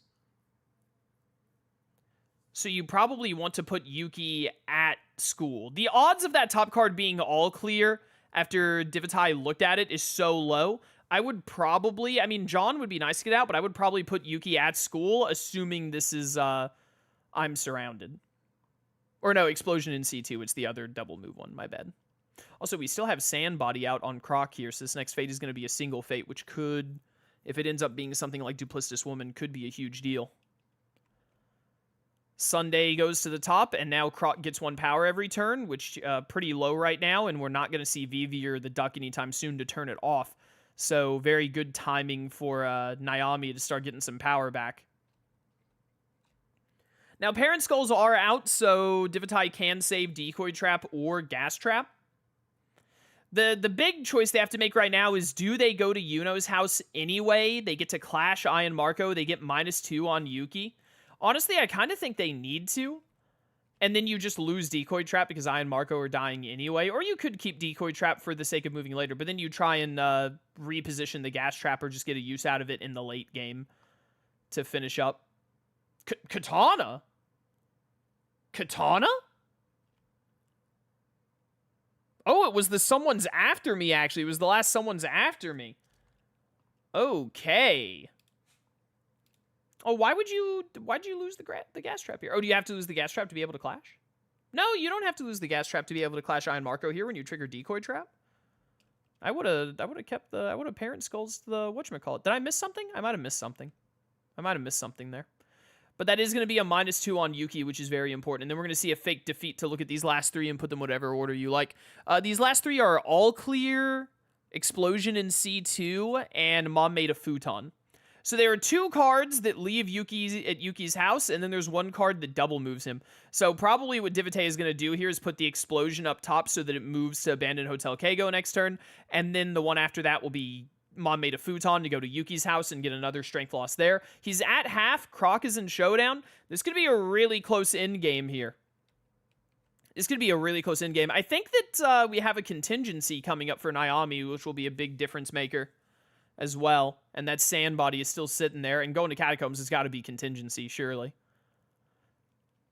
Oh, actually going to be double finger with Mr. 5 to get the kill. That's even better, honestly. And then you probably want to move Mr. 2 in here so that you have a kill available. So you can kill Zoro or potentially Luffy. Depends on what kind of setup you got going on. We're going to see some discarding. And then there's that dead end and Hinata. You play Hinata. You play Hinata to cover the top fate so that you have less fate pressure. And then there's no telling. 2 cards leave Yuki where he is. There's no Katana anyway. And then 1 card moves Yuki over to Abandoned Hotel. Dude, keeping track of the diary deck makes it so much easier to commentate. Yeah, there's really nothing for Divitae to do here except take the bet, and it is going to be all clear. Didn't win the 1 out of 3 chance, unfortunately, for Divitae. If that double move had reshuffled to the top, it would have been really strong. Going to be playing Stalker here, so getting an extra play and then the big draw at the end of turn. It doesn't matter what's in there. It's Sandbody, so you're only pulling one fade anyway. There is no multi-fading. I think if you choose to multi-fade, then literally it just discards Sandbody and nothing else. There's no point in doing that. You should full fate and pull one card. That KO play onto Abandoned Hotel, I think, has paid dividends for Naomi as well. Wait, what? Did we not... Was there not a fate? Why was there not a fate? We're going to see Contingency, which opens this up. Is there going to be some crazy, like, game finisher here? Oh, Vanquish on Luffy and then play Enraged? With the Contingency? That's a crazy win. That is a crazy win. Why did Divitae not fate and see if they could pull a hero there? What happened? Did I miss something there? They might not have pulled a hero, but it might have just been like Duplicitous. I mean, Duplicitous would have bought them another turn. What was that fate? Show it. Show the fate. Show the fate. Show the fate. Show the fate, please.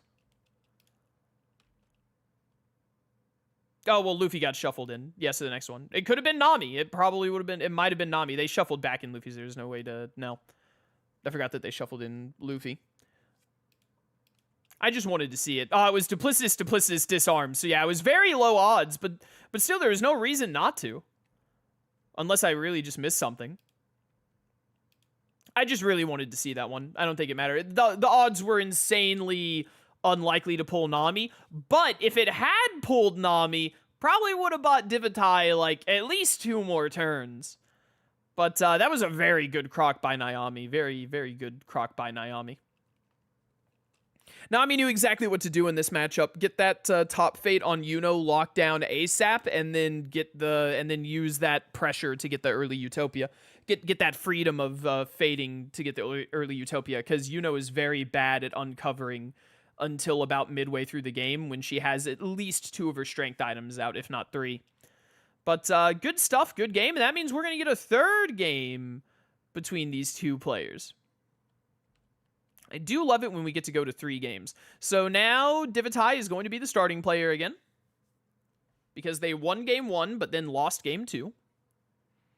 Is it just going to be Yaldabaoth again? Are we just going to see Yaldabaoth and Cell here again? Are we just going to keep running it back? We're going to keep running it back? I don't think Naomi even plays Yaldabaoth unless they picked up Yaldabaoth in between last year's tournament arc and this one. It is going to be Yaldabaoth again. Divitae has been scarred emotionally by some Yaldabaoth players. In qualifiers or in matchmaking, I don't know which. But hey, you know, honestly, that's totally fair. I've been scarred by Lark's Light. I tell Lark in testing, like, please don't play Light into me. It makes me mad.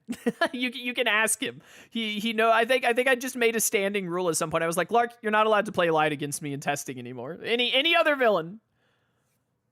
I don't like it when he plays Diaboromon into me either, because he always has Cable Crusher in hand. Lark always has Cable Crusher and is able to open Diaboromon's top fate. It infuriates me. Oh man, I'm talking a lot of not competitive stuff this game. Naomi is not just banning Cell, thinking really hard, which is fair, because Naomi is probably also thinking about what villain they're going to play here, because this game is obviously very important. Whichever one of them wins this game moves on in the tournament, and Naomi has to get counterpicked. So really wants to wants to ban a villain that Naomi wants to ban a villain that they think will go really well into whatever villain they're going to pick. Also, I've known this about Naomi. Naomi's been in like every tournament arc, I think, except maybe the first one. Gonna ban Ainz. Interesting. Ainz ban. But Naomi always takes a lot of time with banning and choosing. Ooh, gonna play Shishio, gonna play my boy after I was complaining about it earlier. Oh, Naomi, you're too kind to me. You're too kind to me. I don't want to. I want Divitae to be the underdog. Naomi like won last year's tournament arc and placed in the top 8 the one before or something. I don't remember. But I don't want to root against Divitae. But also that's my boy. That's Shishio. I love Rurouni Kenshin. I grew up with Rurouni Kenshin. I used to catch Rurouni Kenshin on Adult Swim, along with Dragon Ball Z and Yu Yu Hakusho and whatnot. Man, I can't believe I got to do Shishio and Toguro in the same box. I got to do their DevCom soon. I'm just talking nonsense because I don't want to have to do a jump cut if I don't have to. Divitae is thinking very hard. Shishio doesn't like, is one of those classic villains that doesn't like early fate pressure, so I was about to say someone like Father is going to be pretty good into Shishio. Actually, now that I remember that Divitae played Father in the first game, I feel like Naomi should have banned Father, probably. But all right, here we go. So this is definitely in Father's favor. Father just needs to put on that early fate pressure and then get out three or so allies to guard the top fate and keep that locked down. And then can just really put some pressure on Shishio and keep him down. So what Naomi is really going to want to see, and the mulligan can potentially help with this, what Naomi is really going to want to see here is early Mugenjin, ideally an early Awambo, and going to want the Fate deck to not hit Heiko Seijiro, Kenshin, or Aoshi. Those three heroes are the ones that Shishio does not want to see early, because it's the ones that he can't just immediately kill by walking at them or by some easy ally plays. So that's really what Naomi is going to want to be seeing, and I think we're actually taking a quick little break here, which is why they haven't selected their villains. So I don't think I have too much else to say about the prospects of this matchup, so I will just do a little jump cut here, and we'll be back momentarily. And we are back. We are back. They were very quick to select the villains and get going there, but we're in this. All right. Father against Shishio. Definitely Father favored, especially with Father going first, even more so. If Shishio was going first, I still think it would be fairly favored for Father.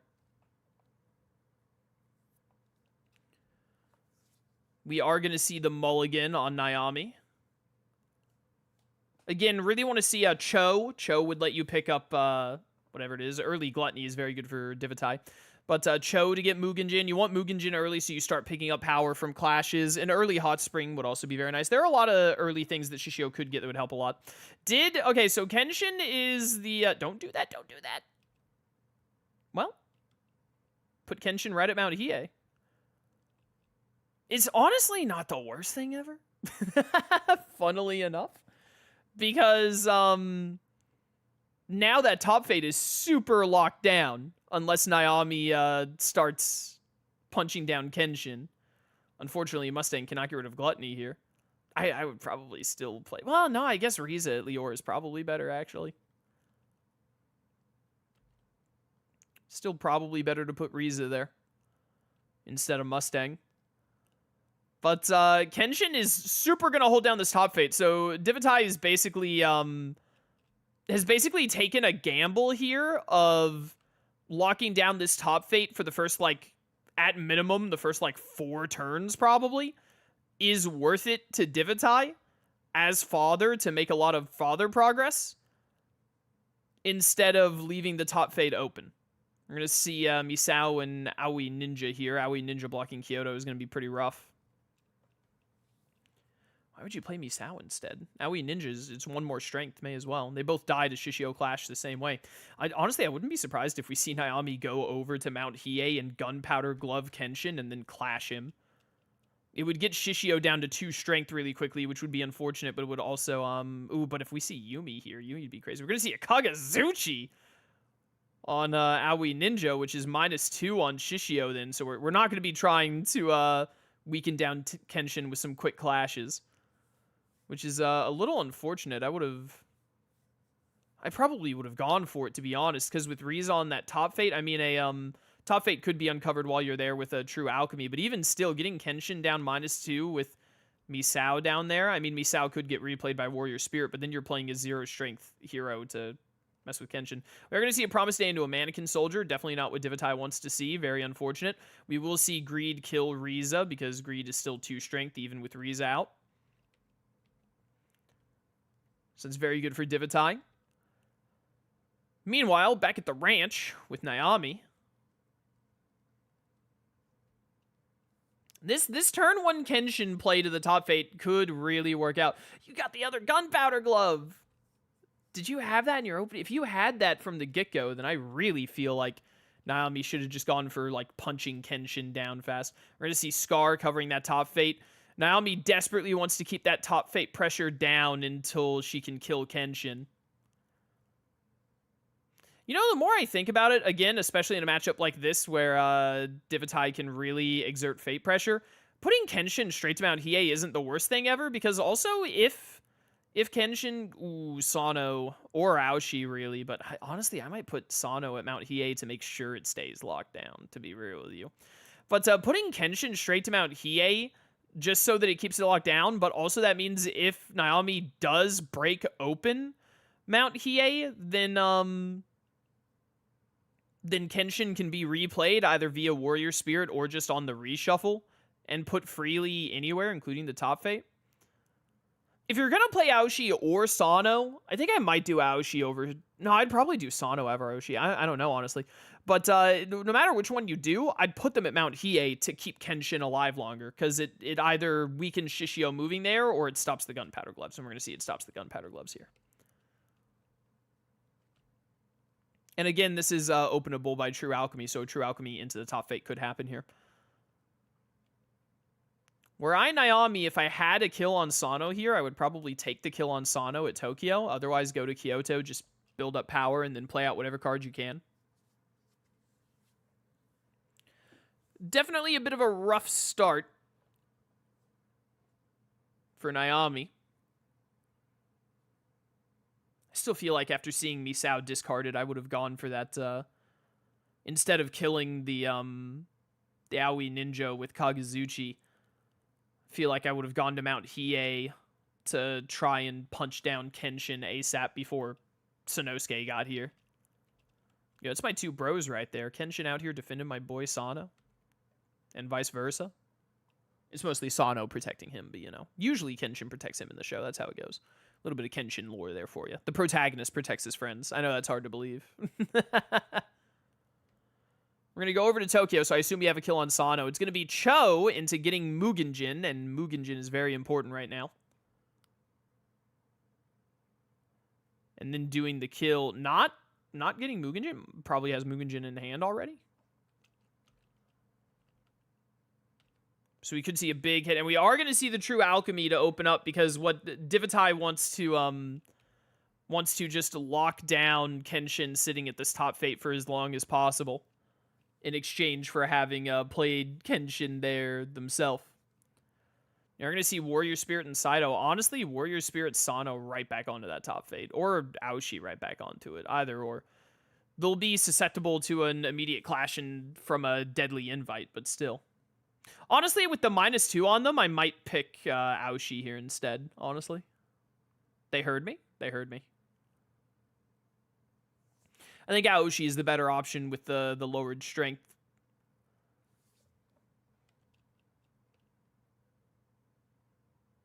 This is a very interesting Shishio game where it's just become a struggle of trying to kill Kenshin instead of doing everything else. It's very funny as a fan of the show to be like, what if Shishio, instead of all of the other stuff, because the order that Shishio does this in the show is you would do Political Ideal, then Burning Ideal, then Destructive Ideal, and then Warrior Ideal last. So the idea of him being like, frame 1, I have to kill Kenshin. Kenshin must die over anything else. Yeah, okay, well, I was about to say, this is why you use the search feature.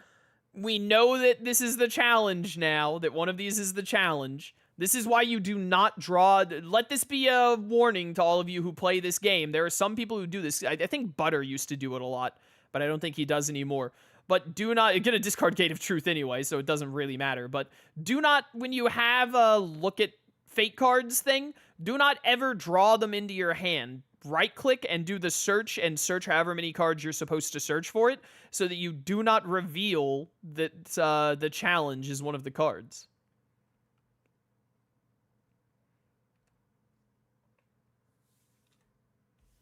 It's rare that that's like a super big deal. We are going to see the Power of Heck, which I was...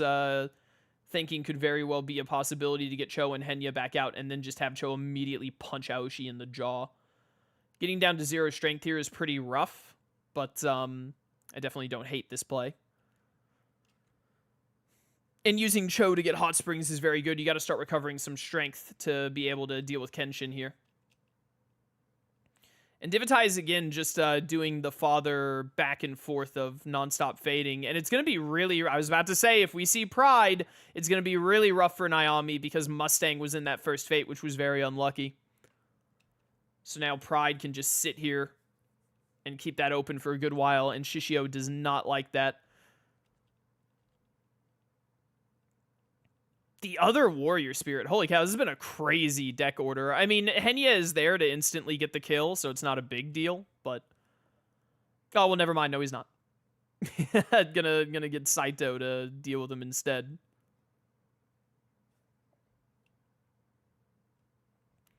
And then just leave Kenshin.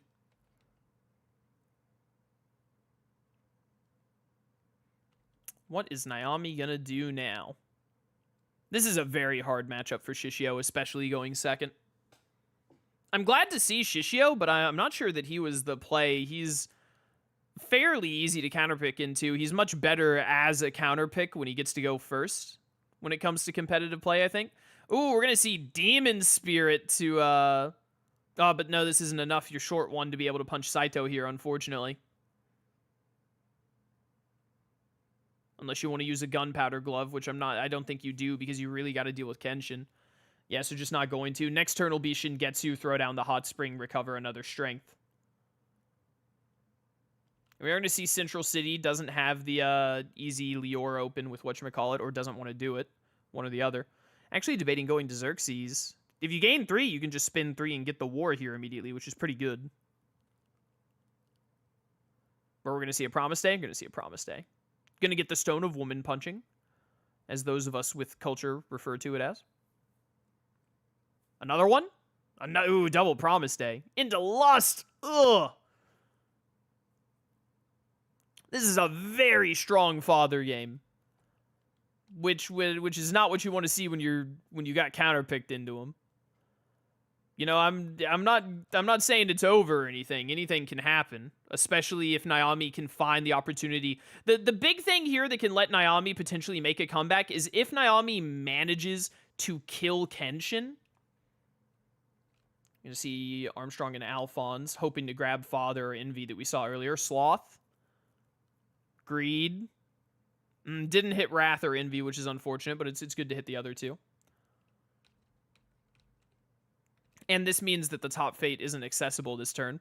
Gets a strength back. The big thing that Naomi can do to bring this back is if Naomi manages to kill Kenshin and killing Kenshin happens first, then the other ideals are easier. When we were developing Shishio, and this is something I'll bring up in his DevCom, I'm sure, at some point, normally we would consider the warrior ideal to essentially be half or maybe like a third of his objective. I don't remember exactly, rather than a fourth. It takes a lot more work than the rest. We are going to see a war here, getting that very cheap war at Lior. I think that was free even? Or no, it cost 1. I think it cost 1. Or no, it was free because of Philo Stone. And we do see Kaoru here, which is going to make killing Kenshin that much rougher. Yeah, a villain like Father is Shishio's worst nightmare, especially if Shishio doesn't get first to get a little bit of a leg up at the start. Definitely not what he likes to see. And we have Heiko Seidro coming up next. This could still be, if we could see like Yumi or something, or we're going to see a Deadly Invite to just get Kaoru out of the way. Okay. Can Gurren Kaina get the Kenshin kill here? I think it might. Gurren Kaina, you're at 2 strength. Gurren Kaina puts you at 4, so you put Kenshin down to 3. You're at 4, you punch him. Puts him down 2. That puts him at 2. Yeah, I think Gurren Kaina does get the kill here, if my math is right. So, a Gurren Kaina kill on Kenshin this turn, while Divitae is not getting a fade in, could be exactly the leg up that Naomi needs to potentially bring this game back. And we're going to see the Philo Stone move over. That's a good choice. Alphonse killed to Pride and then power gain from Lust.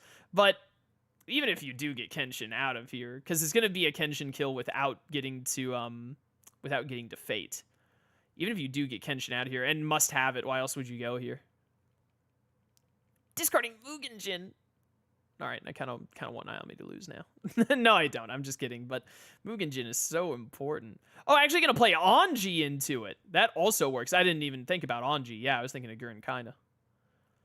So that gets that objective done and gets that ideal token done. And Shishio's at 3 strength, so can easily clash Kaoru or Saito, or just get back to max strength in general. We are gonna be seeing Heiko Seidro hit the board here in a second, though. So now we have a game. I'd still say it's very well in Father's favor because the Pride Lior setup is going. Philostone is sitting at Xerxes. We haven't seen Hohenheim or Edward yet, though. They're both coming up potentially, assuming Naomi doesn't pull them both in the same fate. But now Naomi can get working on the other ideals with the big ideal that's difficult now is probably Destructive Ideal. We're going to see a Fate here. I think you just full Fate here because we've seen all the 4 strengthers and Kenshin go by. So it's Heiko and I think Yahiko. I think it's Heiko, Yahiko, and Oksok Zon. Or did we see Yahiko earlier? I don't remember. I know we saw at least one Oksok Zon.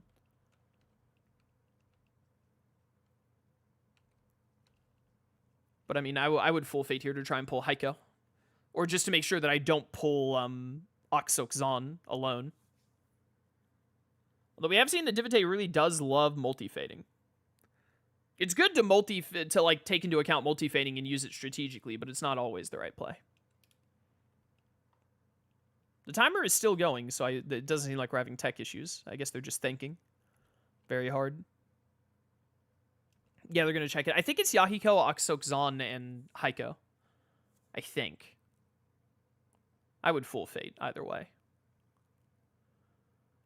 Yeah, Yahiko and Heiko together. Just get Heiko on that top Fate.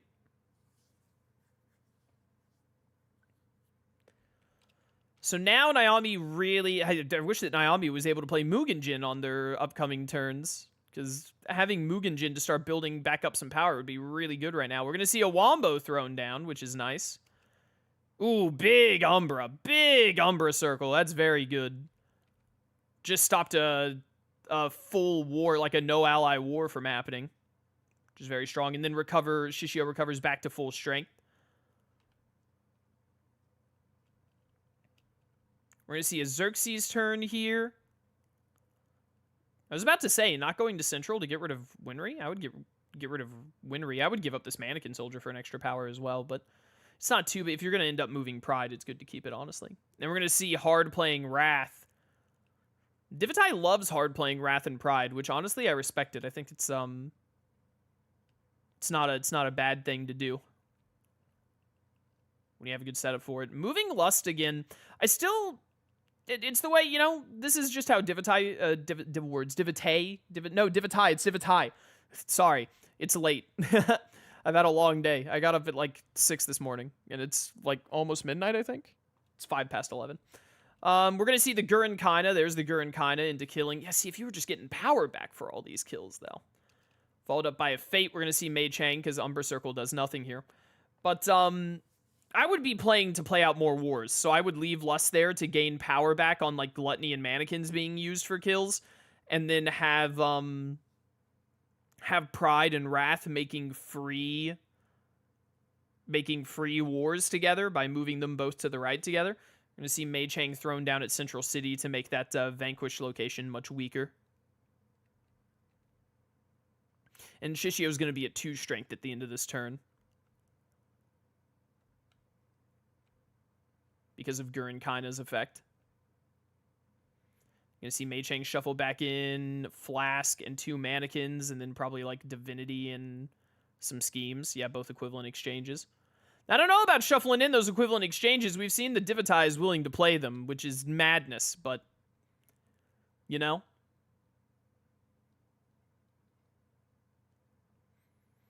What Naomi really wants to be doing right now is playing allies into a Wombo, and honestly, not even going for Burning Ideal, but rather just getting kills. Just getting kills while recouping power and then going into a reshuffle to replay them all. And find the opportunity to play Purgatory, potentially.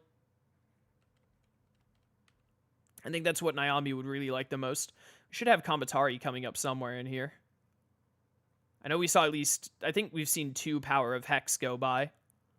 We are going to see the Anji move over to make everyone weaker there, which I think is worthwhile. Getting rid of Hoji, Okubo, and Usui. I definitely think getting rid of Okubo here is fine. You're going to be going into the reshuffle for some of these objectives because of how weird the early Kenshin stuff was. But I don't know about discarding Hoji. I also think that moving Anji was probably the right play there because it makes Kaoru susceptible to 2 strengthers, which would have been really nice. This is a guaranteed Oxsoak Zon, though. But if you do that, then at least you're protecting a Wombo. I think I still would have done it. We are going to see the War here for only 2. It's going to be pretty hard for Naomi to pull this back, I think. There's Yahiko. I'm not sure what I would do here. I'd probably Yahiko to Kyoto and move Iwambo to Shingetsu. To be honest, I think that's probably what I would do. But I also don't hate just Oxsoak Zoning Iwambo. Yeah, I don't hate that. I don't think that's bad. And we're halfway on tokens here. But you know what I said earlier about how Warrior Ideal is like more difficult to do than all of the other 3. So if you think about it in a certain way, Naomi is also halfway. Naomi just doesn't have near as much setup as Father does right now.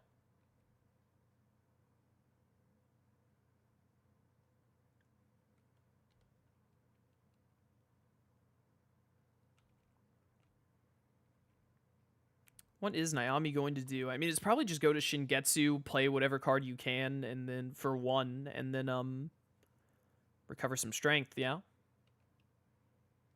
Unfortunately, because Anji wasn't moved over, you can't get the Kaoru kill with a 2-strengther, because I think Kamatari was coming up.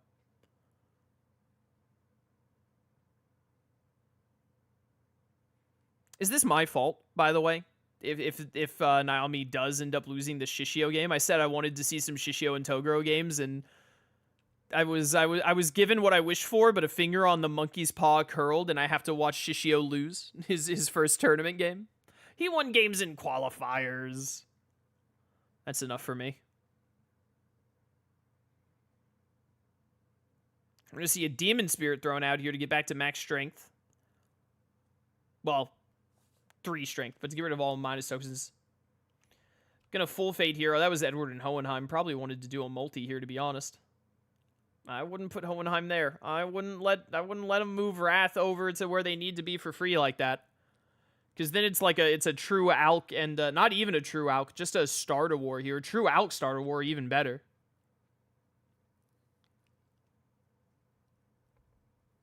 Yeah, I wouldn't do that. Checking to see what all is available.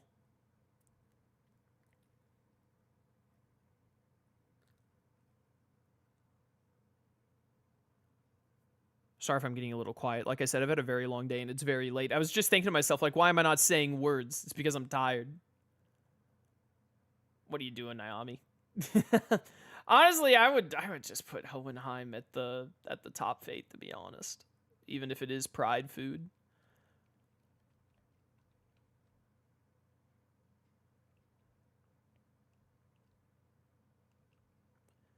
We're going to see Fort Briggs here. Divitae is going to gain 1. Throw down Sloth.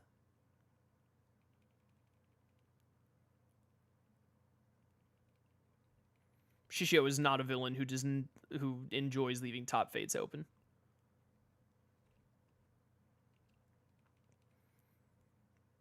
Hardly any villain ever does, but him especially.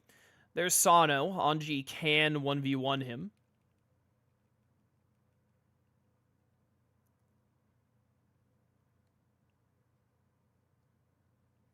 Probably go to Kyoto, get some power back, just play whatever card you fancy, and then punch Kaoru and get out of Demon Spirit.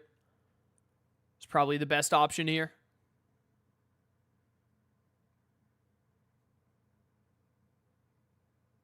Could go to Tokyo and try and open Mount Hiei by doing a Vanquish on Anji. See, this is why I think it would be really good to have Hoji right now.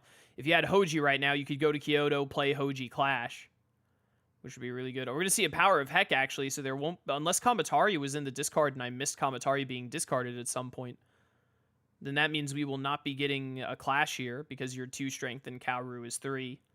And you have to kill Kaoru before Saito.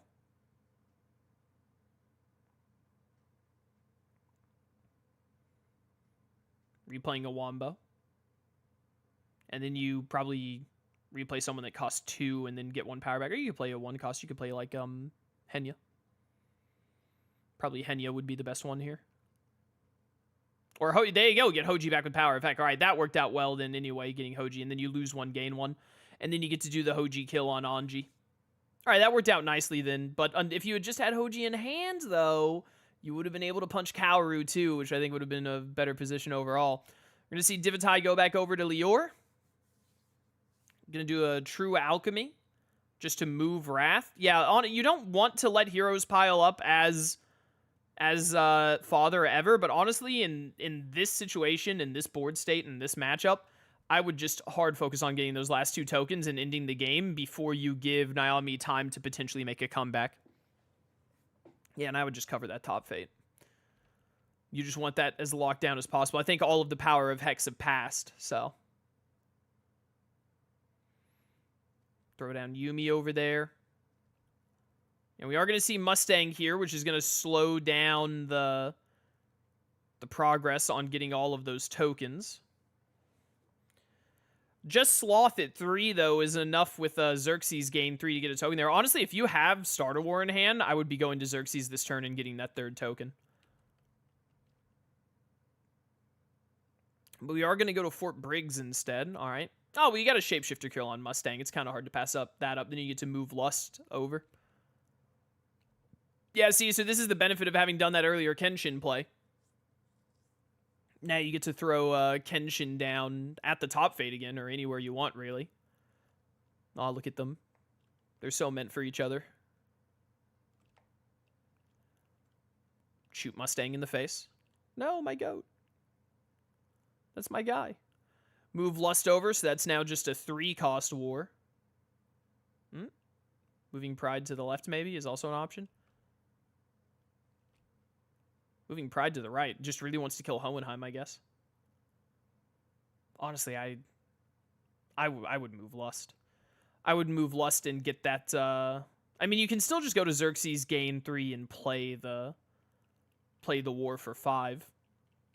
But that I would be hard focused on just getting those last 2 tokens and ending this game ASAP before Naomi manages to wrangle back control. Divitae heard me. They heard me saying things. And that is going to move Lust over. All right. So now it can get the token just for 3 while at Lior, potentially. We're going to see Mount Hiei here and put a -2 on Kenshin. Can clash him straight up here. And going to go ahead and pay the Purgatory tax and get that thrown down over there. And then some heavy discarding. And then you just clash Kenshin with Demon Spirit. Get out of Demon Spirit back to 4 strength. Not bad. That's going to get to the reshuffle there.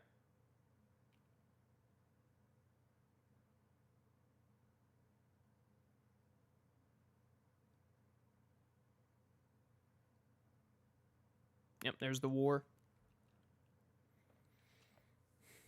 I don't hate going to Lior for this, because, you know, you get to get the token and fate pressure, but honestly, I would I would go to Xerxes and do it so you still have 3 power left over. And you're still in Shapeshifter, so you could get 3 power, you would have 3 power left over and move Pride to Central, so you basically, in exchange for not getting a fate that you don't really need right now, you threaten game, essentially, being on board. Obviously, you have to deal with Hohenheim because you can't easily get Divinity, but if you just draw Divinity, which I don't know if it's in the discard right now or not, then you super threaten game. Did move Pride over with the Shapeshifter into Central. Automail on Hohenheim here, for sure. Might buy a little bit of time for Naomi, but I'm not holding out a lot of hope. It's going to take too long with so many heroes still lying around. Father's fate pressure, especially when getting to go first like that, and got the early Pride, and I think the early Mustang also really killed Naomi, not getting a good Mustang target. This is very, very unlucky for Naomi, kind of super killed any major momentum. What a shame for Shishio to defeat his to defeat the Batosai, his former his predecessor, I mean. Managed to take him out, but then it was like, oh dang, I couldn't assassinate that one political guy, and now it's all over. See, now you're going and taking the Xerxes turn anyway, just to get the power. And then just needs to draw into a start a war, and it's over, more or less.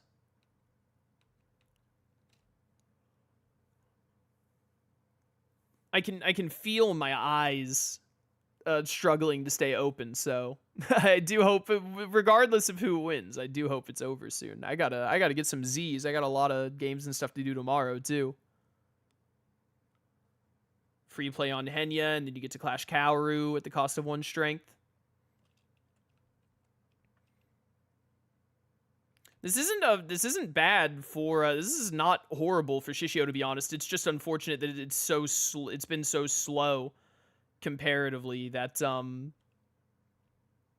to how fast Divitae's father game is gone, that I don't think Shishio can catch up fast enough. 1, 2, 3. What are we seeing here?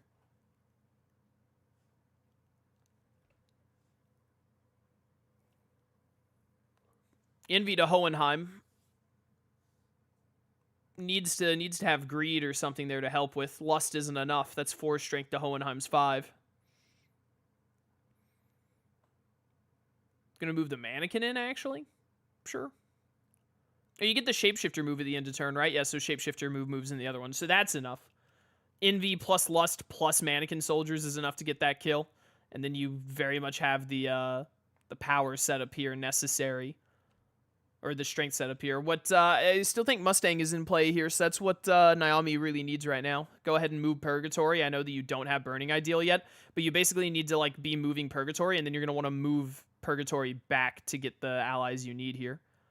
I would move a Wombo and Hoji and kill Saito here with Henya even. Because you're on the reshuffle, so you're going to be drawing Power of Hex. So you want stuff in the discard to play via Power of Heck anyway. So honestly, you want to be putting some allies in the discard pile in exchange for hero kills right now. Honestly, there is a non-zero chance that if Naomi pulls Mustang here, if Naomi pulls explicitly Mustang here, and then like on the next fate, which would be like 2 turns from now, gets like Edward or something to the top fate, there's a non-zero chance that Naomi could bring this back. I just think it's very unlikely. I think they basically have to pull. They need to be moving Purgatory right now. They need to be killing Saito. They're not moving Purgatory. I think that's gonna. They didn't get Mustang anyway, so it's whatever. You probably just you throw Riza on Hohenheim. Actually, you throw Riza on Hohenheim to stop them from being able to kill Hohenheim, because putting Riza there doesn't really do anything. Pride just gets to kill her.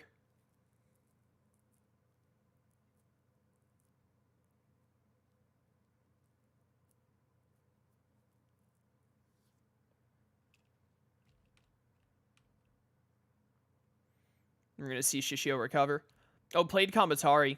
Yeah, I think that Naomi has, unfortunately, sort of, because Power of Hex are coming up, I think that Naomi kind of tunnel visioned on getting Burning Ideal before moving Purgatory. I absolutely would have moved Purgatory into allies here and then done the Kamatari kill into Saito. To then have Power of Hex. Or I would have done Kamatari into Aoshi, probably, and then Kamatari plus Henya, because then you have 2 targets for Power of Heck. I think that would have been a better play if this game is even recoverable. Are we seeing a True Alchemy here? True Alch here for the cost of 1 to get rid of Hohenheim. That's going to get rid of everyone here, but also get 2 power back because of Lust, I believe.